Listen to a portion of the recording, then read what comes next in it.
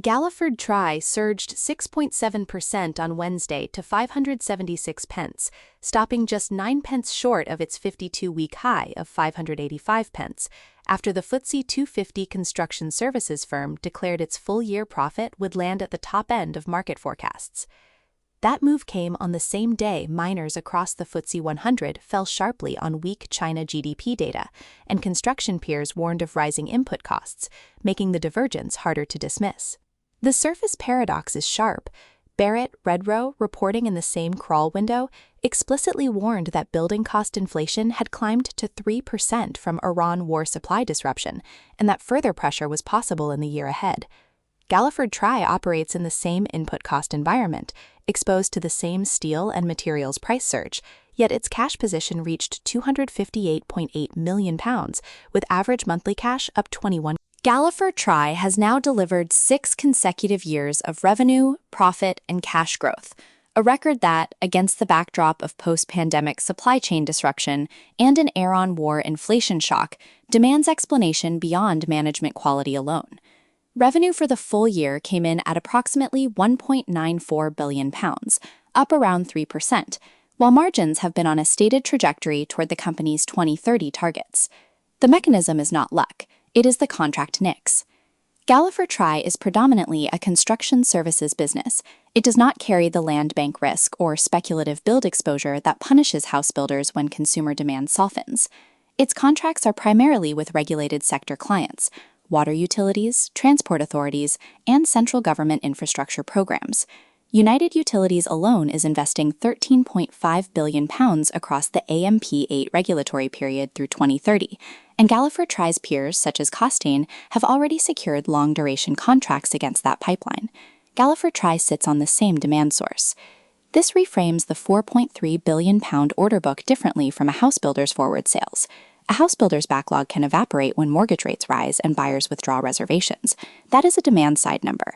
Galliford Try's contracted pipeline is with regulated counterparties whose CapEx programs are set by regulatory determinations, not consumer sentiment. 90% of next year's revenue is already secured, meaning the execution risk, not the demand risk, is what the investor is actually carrying.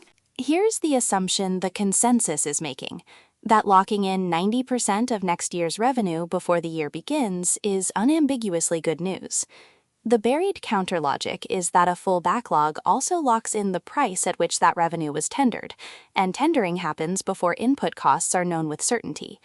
If building cost inflation runs above the assumptions baked into existing contracts, margins compress on the locked work before the company can reprice.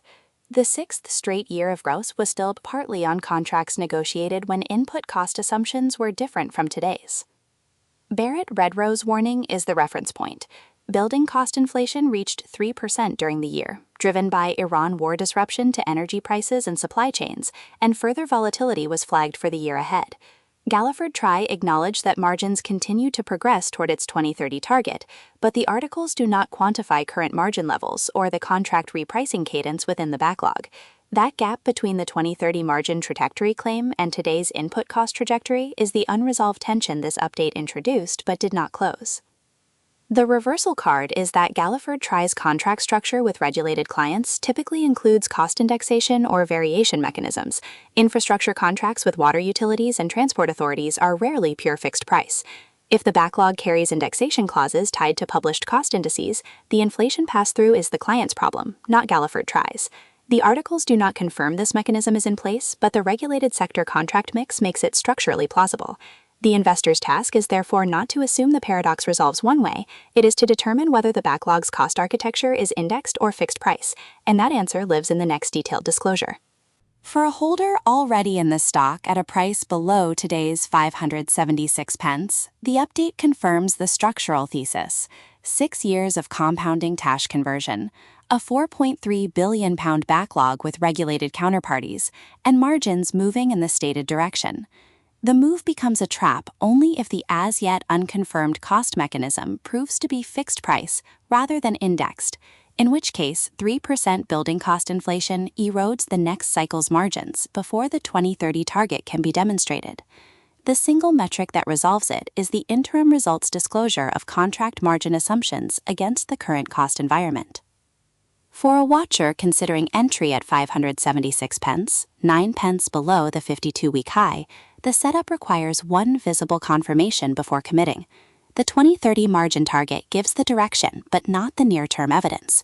The earliest discriminating signal is the half-year FY 2027 result, where the cash conversion rate on newly executed backlog work will reveal whether input cost escalation is being absorbed or passed through.